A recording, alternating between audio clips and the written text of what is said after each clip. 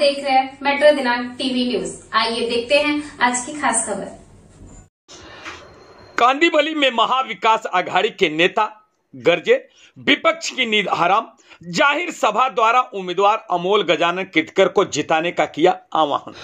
Mumbai in दिनों पूरे देश भर में जैसा कि लोकतंत्र का त्योहार कहा जाने वाला चुनाव का समय चल रहा है और सभी पार्टियां और उनके उम्मीदवार अपने चुनावी प्रचार में दिन रात जुटे हैं।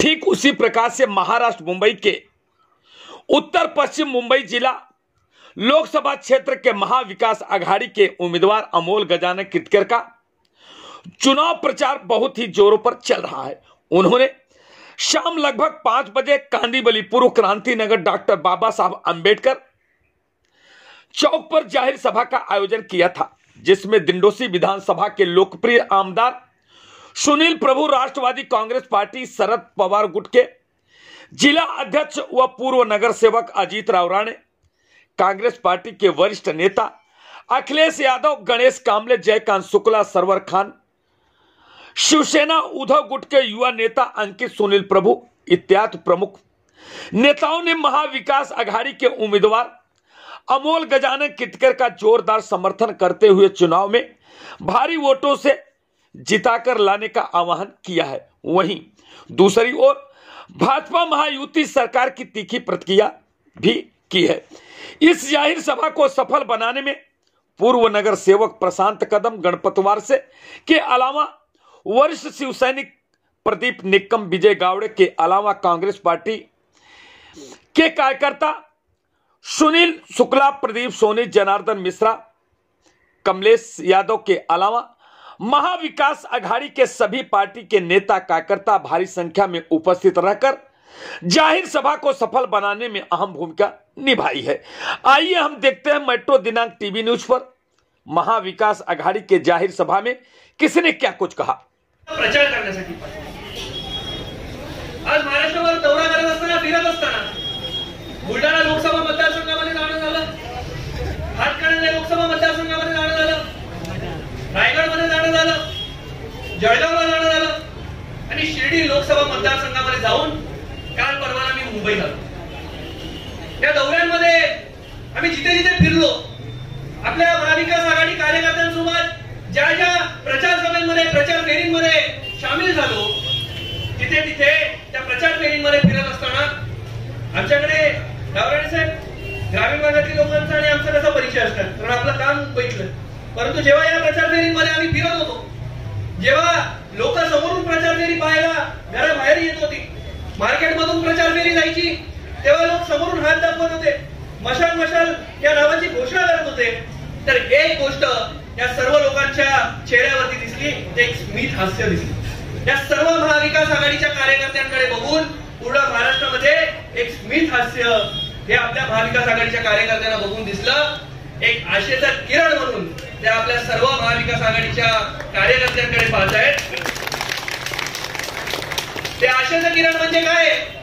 ते आशेचं किरण म्हणजे ज्या महाराष्ट्राला, आपल्या स्वाभिमानी महाराष्ट्राला, या चिखलात टाकण्याचा या भारतीय जनता पक्षाने डाव केलाय, ज्या महाराष्ट्राच्या सुसंस्कृत राजकारणाला कलंक लावायचा या भारतीय जनता पक्षाने डाव खेळलाय, जे महाराष्ट्राचं चिखल करून त्यामध्ये कमल फुलवायचा जे काही षडयंत्र या भारतीय जनता पक्षाने केलंय, या भारतीय जनता पक्षाला जर धडा शिकवायचा असेल तर एक मताने, एक दिलाने महाविकास आघाडीच्या कार्यकर्त्यांसोबत आम्ही ठामपणे उभं राहिलं पाहिजे, हा निर्धार महाराष्ट्राने केला। आणि म्हणून जर महाराष्ट्राने निर्धार केला असेल तर आज आपल्याला या उत्तर पश्चिम मुंबईच्या या लोकसभा मतदारसंघामध्ये देखील तो निर्धार करायला लागेल। आज या व्यासपीठावरून साहेब आपण प्रभूसाहेब आपण इथे येण्यापूर्वी वंदनीय बाळासाहेब ठाकरे यांच्या स्मृतीस अभिवादन काँग्रेस पक्षाचे आमचे पदाधिकारी जे मुस्लिम समाजाचे आहेत त्यांनी केलं। सरवर खान, खरं तर आज आम्हाला, आमच्या पक्षाला राष्ट्रवादी काँग्रेस आणि काँग्रेस बरोबर गेल्यामुळे आम्ही हिंदुत्वापासून लांब झालो, आम्ही वंदनीय बाळासाहेब ठाकरे यांच्या विचारांपासून लांब झालो, असे धडे आम्हाला शिकवणारे हे भारतीय जनता पक्ष, आज यांना मला या व्यासपीठावरून उत्तर द्यायचं आहे। आज जेव्हा आपल्या सर्वांना माहित असेल, जेव्हा 95 साली या महाराष्ट्रामध्ये वंदनीय शिवसेना प्रमुख बाळासाहेब ठाकरे यांच्या आशीर्वादानं महाराष्ट्रामध्ये शिवसेनेचं भाजप सरकारचं युतीचं सरकार होतं. त्यावेळेला या मुस्लिम समाजामध्ये असणारे तेव्हा वंदनीय बाळासाहेबांनी ते मुस्लिम समाजाचे पाहिलं नाही, ते कुठल्या समाजाचे पाहिलं नाही, परंतु आमचं हिंदुत्व किती स्वच्छ आहे हे तुम्हाला या उदाहरणावर 10 साल बाद ये बताना था कि गैस के दाम 400 से 1200 कैसे पहुंचे, पेट्रोल के दाम 60 रुपए से 110 कैसे पहुंचे, और वो बैठकर बात कर रहा है मछली, मटन, मंगलसूत्र. वो ये बात कर रहा है. वो महाराष्ट्र में आता है तो यहाँ के सबसे वरिष्ठ नेता आदरणीय शरद चंद्र पवार जी का अपमान करता है. वो महाराष्ट्र में आता है तो यहाँ के सुपुत्र उद्धव बालासाहेब ठाकरे पे टीका करता है. क्या ऐसा व्यक्ति इस देश के प्रधानमंत्री बनने के लायक है, वापस चुनने के लायक है? तो इस बार हमको जवाब देना होगा. शिवसेना की निशानी थी धनुष बाण. प्रभु साहब, धनुष बाण से जब हम भगवान राम वार करते थे तो एक बार में एक राक्षस का वध होता था, बराबर. लेकिन गलती से इन लोगों ने हमारे हाथ में क्या दिया है? मशाल. और मशाल लगाएगी लंका में आग. कौन सी लंका में आग लगाएगी? महंगाई की लंका में. आज जो ये पेट्रोल डीजल का दाम है, आज जो ये बेरोजगारी बैठी पड़ी है, अग्निवीर की बात कोई साथी यहां कर रहे थे. किसी ने मुझे बताया कि अग्निवीर में अगर कोई 18-19 साल का लड़का शामिल होगा तो 22-23 साल में रिटायर हो जाएगा. देश के युवाओं के लिए मोदी जी की सोच ये है.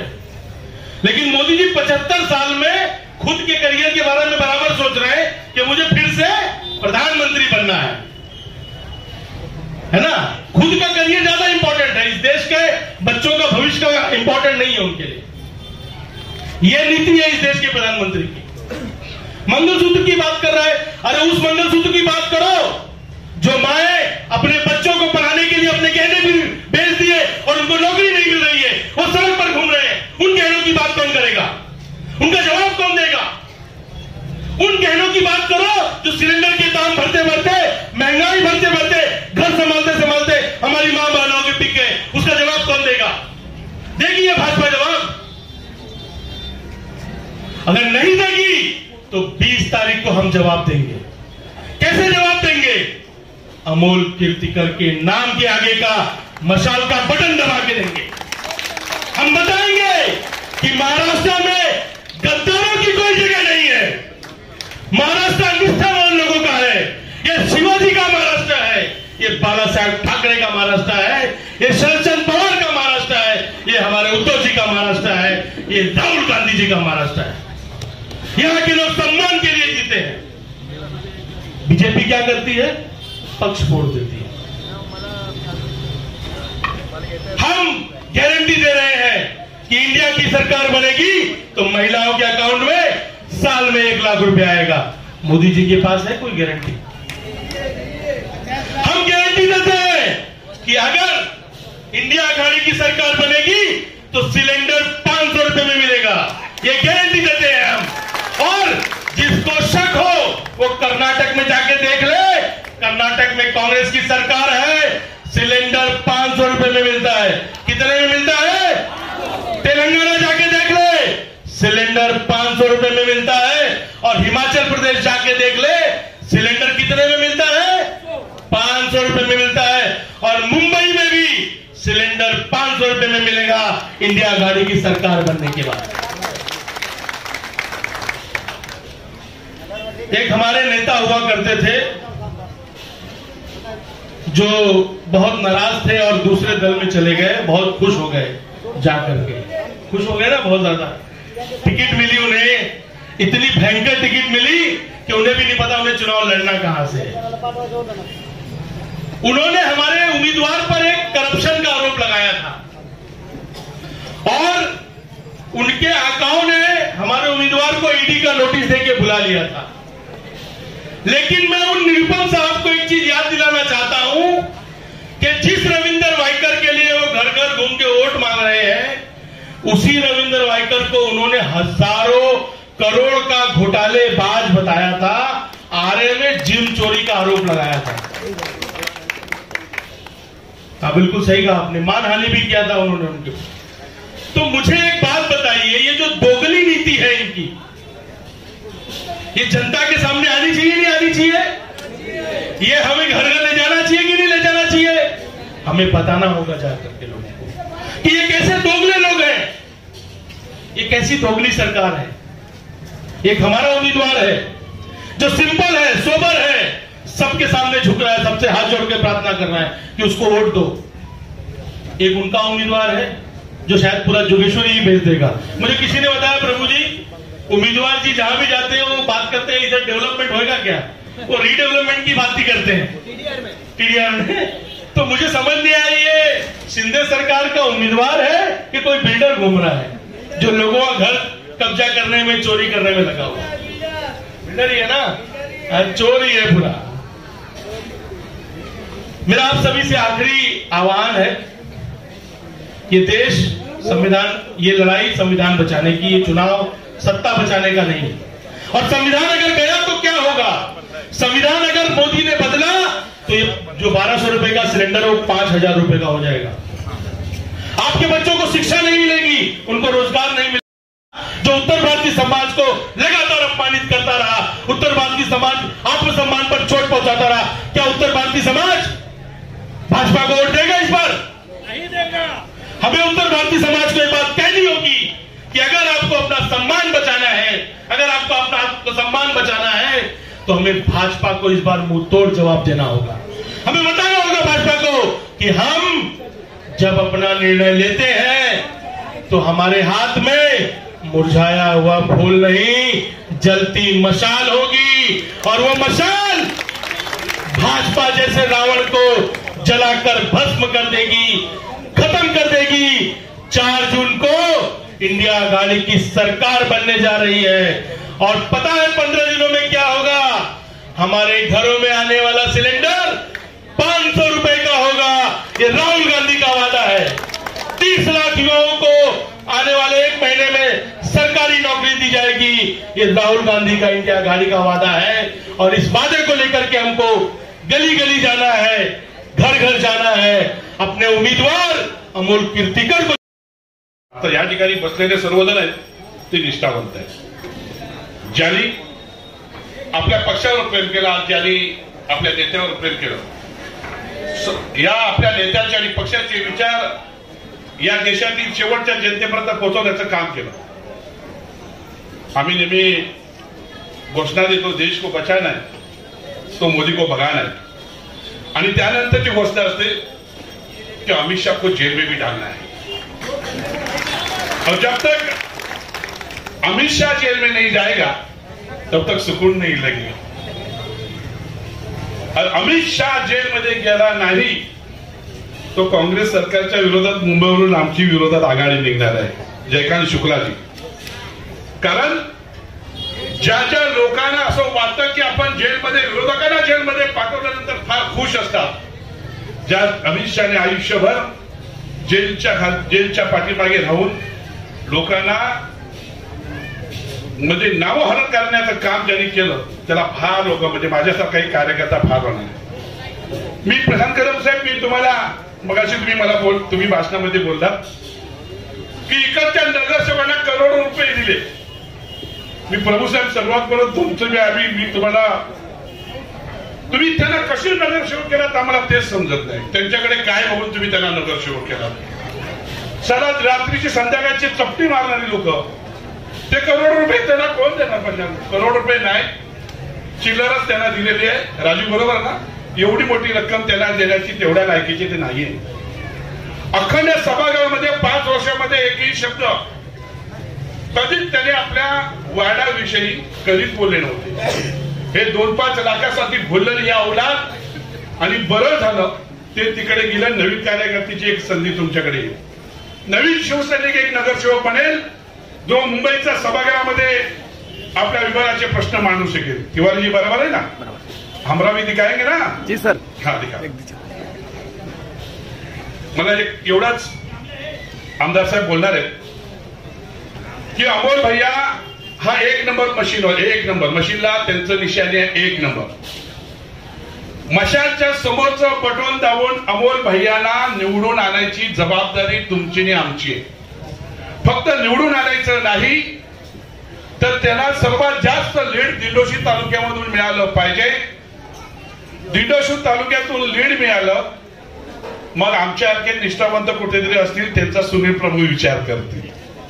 आणि म्हणून मी सर्वांना इथे राष्ट्रवादी बसलेले सर्व काँग्रेस असतील, आरपीआय असतील, सर्व घटक पक्ष, शुक्लाजी आम्ही सुद्धा आहे ना, आपली फार मोठी जबाबदारी आहे. कारण व्यासपीठावर आम्हाला जास्त ते सर्वात जास्त जागा ते देतात. म्हणजे सर्वात मोठी जबाबदारी आहे काँग्रेस राष्ट्रवादी घटक पक्षांची राजू, की आपल्याला अमोल भैयांना जास्तीत जास्त मतांनी निवडून आणावं लागेल. एवढीच या ठिकाणी मी विनंती करतो आणि माझे 2 शब्द संपवतो. जय हिंद, जय महाराष्ट्र. अमित शहाची वाजवायची आहे. या देशातल्या जनतेला फसवणाऱ्या केंद्र सरकारची वाजवायची आहे. जुमलेबाज सरकारची वाजवायची आहे. खोटारड्या सरकारची वाजवायची आहे. 15 लाख रुपये देतो, काळा पैसा भारतात आणतो म्हणणाऱ्या खोटारड्या नरेंद्र मोदीची वाजवायची आहे. भारतामध्ये नोटबंदी करून ब्लॅक मनी आम्ही बाहेर काढतो म्हणणाऱ्या खोट्या पंतप्रधानाला हरवायचं आहे. भारतामध्ये शेतकऱ्यांवर गाड्या चढवणाऱ्या जुलमी केंद्र सरकारला हरवायचं आहे. भारतामध्ये ज्या आमच्या ऍथलेटिक्स ऑलिम्पिक मध्ये मेडल जिंकणाऱ्या आमच्या खेळाडू मुली त्यांच्यावर बलात्कार करणाऱ्या हरामखोर ब्रजभूषण सिंगला संरक्षण देणाऱ्या केंद्र सरकारला आम्हाला हरवायचं आहे.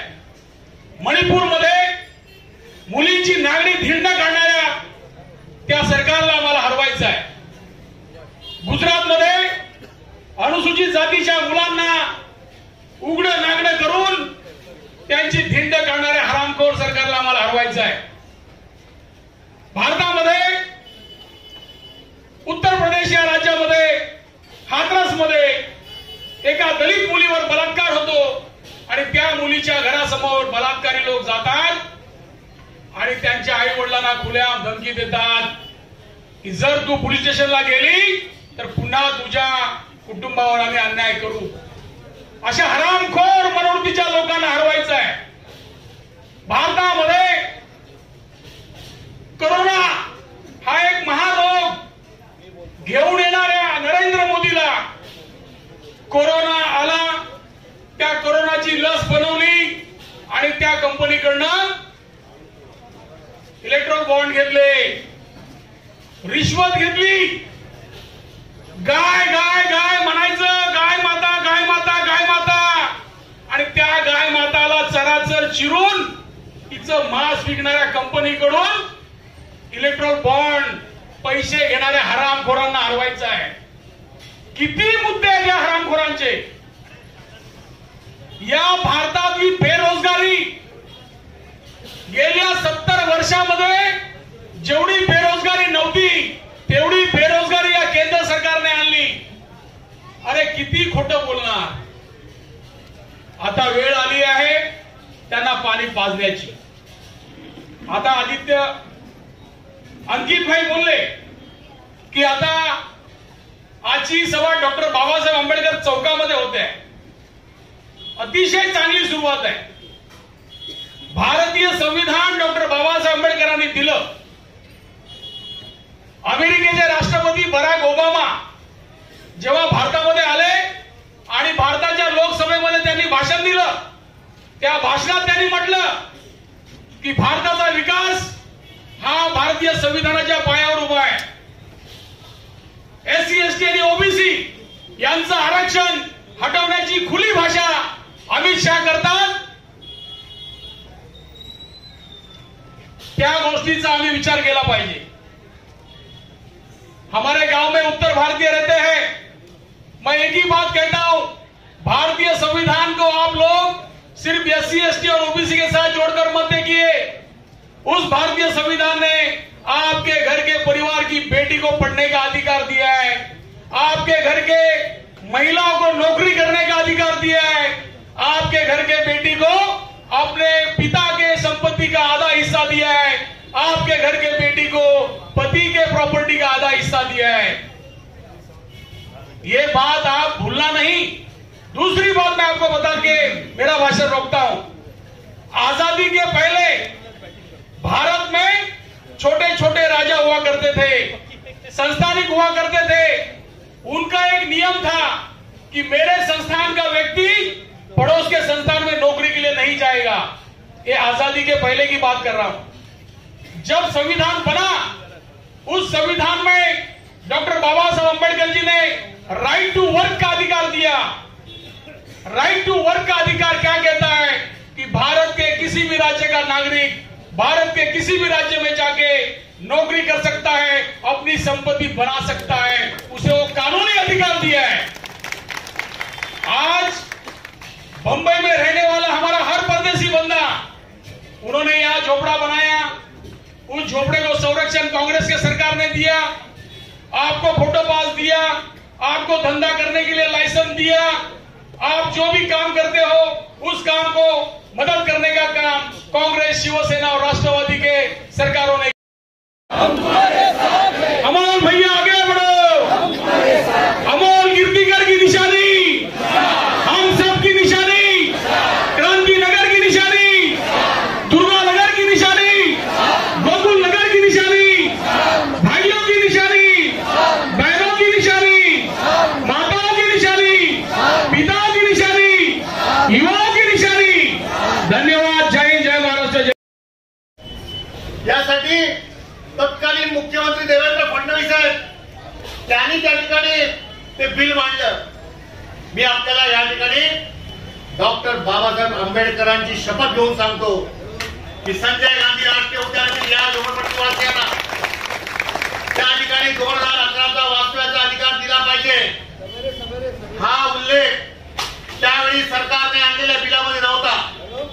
बिल होतं शासकीय जमिनीवरचं, खासगी जमिनीवरचं, पण तुम्ही मला निवडून दिला तुमचा आमदार, ज्याला संजय गांधी राष्ट्रीय उद्यानातील झोपडपट्टीवासियांच्या घराबद्दल कळकळ होती। मी तारकळ विधानसभेत उठलो, तो व्हिडिओ विधानसभेत अजूनही मागवा। मी आज सांगतो की काही लोकांना दाखवा, आणि मी मुख्यमंत्र्यांकडे मागणी केली तर शासकीय जमिनीवरती आणि खासगी जमिनीवरती घरांना 2011चं संरक्षण मिळत असेल तर संजय गांधी राष्ट्रीय उद्यानातील जमिनीवरील घरांना 2011चं संरक्षण मिळालं पाहिजे, ही मागणी तुमच्या आमदाराची आहे। मुख्यमंत्र्यांनी त्यावेळेला सभागृहाचं वातावरण बघून त्यावेळेला या गोष्टीला मान्यता दिली आणि त्यावेळेच्या बिलामध्ये, कायद्यामध्ये ही बाब अंतर्भूत झाली। आणि त्यामुळे कोणताही मायचा लाल संजय गांधी राष्ट्रीय उद्यानातील एकाही झोपडीची वीट ही काढू शकणार नाही। आणि त्यानुसार त्या ठिकाणी सॅटेलाइट सर्वे झाला, झोपड्यांची गणना झाली, आणि आपली मागणी अशी आहे की याच परिसरामध्ये शासनाने जमीन घेऊन या जमिनीवरती कोर्टाने सांगितल्याप्रमाणे ज्यांनी 7,000 रुपये भरले, ज्यांना घरं मिळाली नाहीत ते, आणि 2011चा वास्तव्याचा अधिकार असणारे लोक यांना पक्क्या स्वरूपाची घरं ही शासनाने दिली पाहिजे, ही आमची मागणी आहे। त्या मागणीपर्यंत आम्ही लढाई लढत राहणार। आमदार तुमच्या सोबत आहे, तुमच्या मतावरती विधानसभेत जाऊन तुमच्यासाठी भांडणारा हा आमदार आहे। आणि त्यामुळे जोपर्यंत 2011च्या घराला पक्क्या स्वरूपाची घरं मिळत नाहीत, तोपर्यंत या जमिनीवरची घराची एकही वीट फॉरेस्ट वाले काढू शकणार नाही। ताकद आणि सामर्थ्य आमच्यामध्ये आहे। जर तुम्ही आलात आणि जर कोणी या ठिकाणी सत्ता असेल म्हणून या झोपडपट्टीवासियांना घाबरवण्याचा प्रयत्न केला तर बुलडोजर समोर आडवा जाणारा सर्वात पहिल्यांदा सुनील प्रभू असेल, तुम्ही निवडून दिलेला आमदार असेल आणि महाविकास आघाडीचे कार्यकर्ते असतील।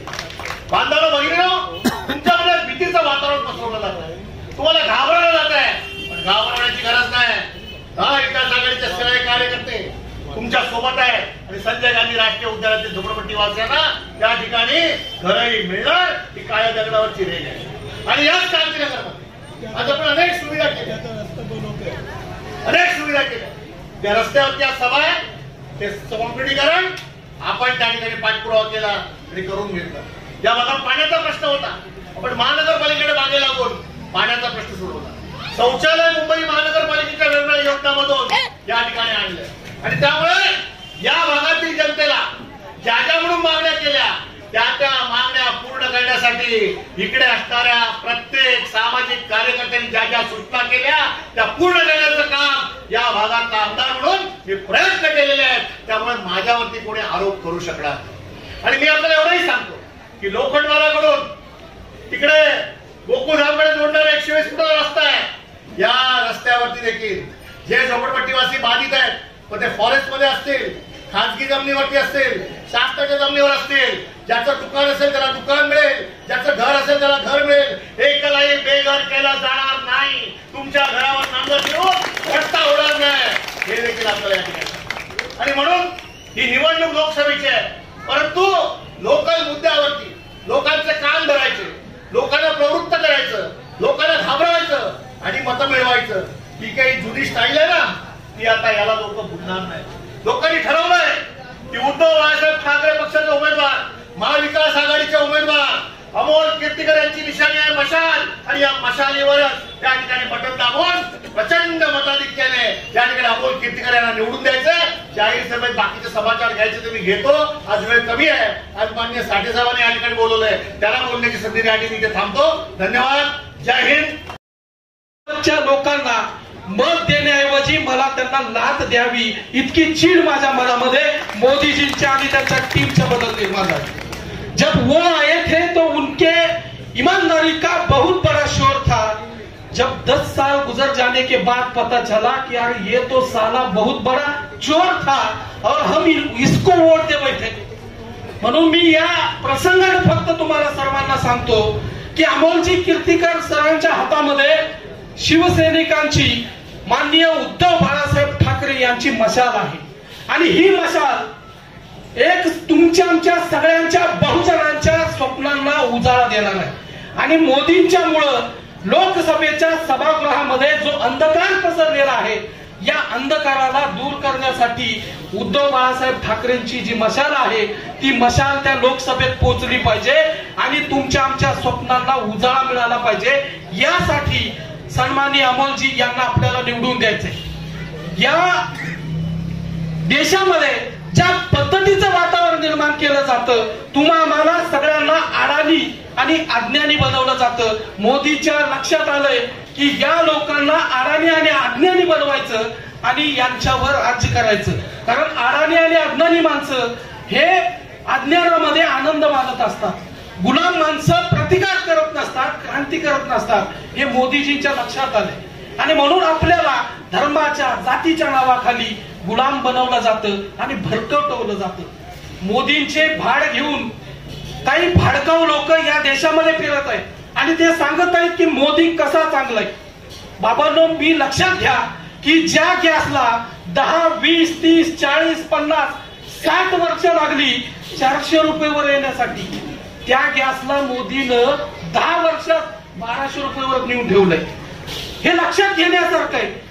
ही गोष्ट अतिशय सोपी गोष्ट आहे, पण तरी सुद्धा या देशातल्या दलाल आणि भाडकाऊ मीडियाच्या माध्यमातून आम्हाला मोदी हे भकास पुरुष असताना विकास पुरुष म्हणून तुमच्या आमच्या समोर मांडलं जातं आणि आपल्याला फसवलं जातं. बांधवांनो, या सगळ्या भ्रामक आणि काल्पनिक गोष्टीतून बाहेर पडून या देशाला वाचवण्यासाठी संविधान वाचवणं म्हणजे फक्त शिवसेनेची, काँग्रेसची आणि राष्ट्रवादीची जबाबदारी नाही. शिवसेना वाचवणं म्हणजे तुमच्या आमची सगळ्यांची जबाबदारी. कारण या संविधान वाचवणं म्हणजे आपली सगळ्यांची जबाबदारी आहे आणि संविधान वाचवणं ही